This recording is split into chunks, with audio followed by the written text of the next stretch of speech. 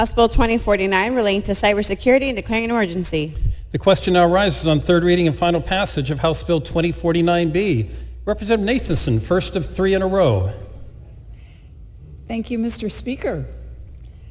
Colleagues, today I ask for your support for House Bill 2049, a measure introduced by the Joint Committee on Information Management and Technology designed to supplement the cybersecurity activities of the State Chief Information Officer and specifically focused on serving the unmet cybersecurity needs of Oregon's local governments, regional governments, special districts, education service districts, school districts, and libraries. The threat of cyber warfare and ransomware is real and not just a theoretical discussion. In the event that some of you aren't watching the news releases, industry journal articles, and government security agency reports, like I get to see every day, here's a partial picture of the situation in Oregon. Just in the past 4 months, 2 school districts, 1 city, 1 county, 1 special district, and a private college have experienced cybersecurity incidents. Those were Oregon City, Curry County, Mapleton Water District, Lewis and Clark College. Several of those were ransomware attacks. The Department of Justice data breach reporting database increased from 822 to 882 breach notifications from February 1st to today. With 60 breach notifications during that period of time, it averages nearly 1 breach notification every other day. Let me tell you just a few of those. Bank of Eastern Oregon, Asante, PayPal, Klamath County, The Springs Living, Mount Vernon Mills, Heritage Life Insurance, On Point Community Credit Union, Asita Water People's Utility District, Epson Portland, and Treasure Valley Community College. This bill has been several years in the making, and the concept has been the subject of public hearings and work with stakeholders since 2017. It would launch a cybersecurity center of excellence jointly operated by 3 of Oregon's public universities to meet the challenge of nearly 7,000 unfilled, high-paying cybersecurity jobs in Oregon alone. And it would help local governments, school districts, and other public, nonprofit, and private entities prepare for and defend against cyber attacks. Built into the concept is expanding to Oregon's other universities and community colleges as quickly as feasible. For example, OIT, offering Oregon's earliest curriculum in cybersecurity. Establishing or expanding cyber education and workforce development programs at Western, Southern, and Eastern. Expanding the Mount Hood Community College Cyber Certification Scholarship Fund program across Oregon's community college system over time. We have a unique opportunity to do something to help expand the workforce with proposed investments in cybersecurity workforce development programs at the public universities, community colleges, and high schools. Our public, private, and nonprofit entities will benefit exponentially from the expertise and hands-on teaching hospital model of learning, which allows for students to learn on the same software and equipment as they will use after completing the program and entering the workforce. This bill also allows us to set aside state matching funds that will be needed to access the federal funds to help local governments.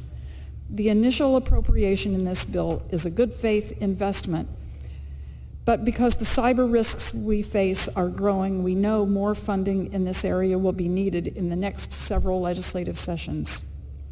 Committee testimony included people representing nearly 30 public bodies, associations, and private tech sector representatives. There are 36 counties, more than 200 cities, 1,000 special districts, 19 education service districts, and 197 school districts that deliver services and oversee critical infrastructure they need and are asking for our help. These organizations have their own data to secure, and many exchange information with other systems routinely, exposing them all to greater risk.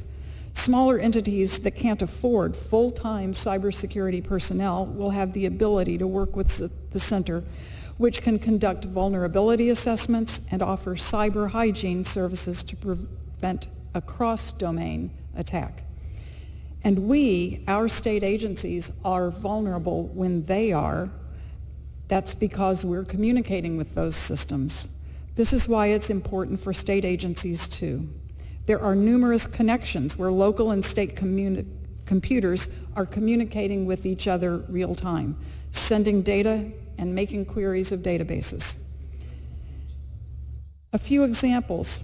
Local agencies accessing records for fingerprint checks for people applying for jobs, working with children, vulnerable seniors, or financial information. Schools sending data to the Department of Education. Municipal governments depositing funds with state treasury or sending information to the homeless information system at Housing and Community Services. Department of Justice work with county district attorneys on child support payments. Secretary of State managing voter registration and elections in coordination with county elections offices. E-permitting with the Building Codes Division. The scale of this issue requires a whole of government approach, which is exactly what the Cybersecurity Center of Excellence has been designed to offer. A coordinated effort among government, special districts, private enterprises, nonprofits, and others is necessary to protect against, mitigate, respond to, and recover from cyber attacks. Security is priceless. House Bill 2049 is formally supported by over 40 public, private, and nonprofit sector organizations. It had 5 hearings in the Joint Committee on Information Management and Technology and was reported out with due pass recommendation to the Joint Committee on Ways and Means. On June 9th, the full committee voted unanimously to recommend House and Senate approval of House Bill 2049 as amended. I ask for your support for this modest yet essential investment to establish our Cybersecurity Center of Excellence. Thank you. Thank you, Representative. Is there further discussion? Representative Reschke. Thank you, Mr. Speaker. To the bill. To the bill. I'm going to join the carrier in support of this bill, but I think it's a good idea. I'd like to highlight a few things, though, about Oregon Tech's leadership in this field and encourage its direct interaction and involvement going forward. Oregon Tech, as the carrier said, was the first university in Oregon to offer a standalone degree in cybersecurity. Also, because of its main and satellite campuses, Oregon Tech can uniquely bring both an urban and rural perspective to cybersecurity. Moreover, Oregon Tech has extensive equipment in both Klamath Falls and Wilsonville to teach, train about cybersecurity. And what's more, the Klamath Falls campus is within 10 miles of Kingsley Airfield, where the new high-tech advanced next generation F-35 fighter jet is coming soon.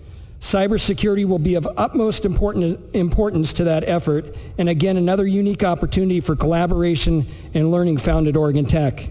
Finally, there's something I just learned about Oregon Tech, and that it has students that are actually certified as ethical hackers.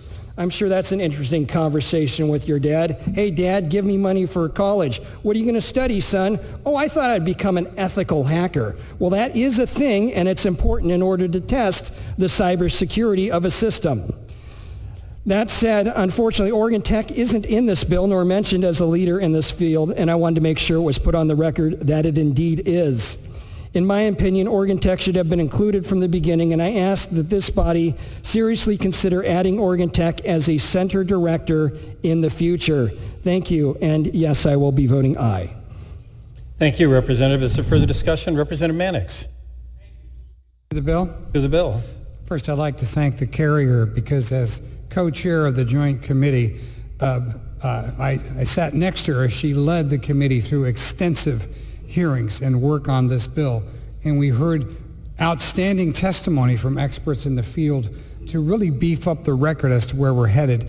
And while we have 3 universities that are at the heart of this, Oregon State University, University of Oregon, and Portland State, all of our universities will be involved in this systemically as we move forward. So this is really an excellent piece of work that reflects the best that this institution can do when we bring so many diverse parties together. Thank you. Thank you, Representative. Is there further discussion? I'm seeing none. Representative Nathanson, do you wish to close? She does not. Those of the opinion the bill should pass will vote aye. Those opposed, no. The clerk will open the voting system.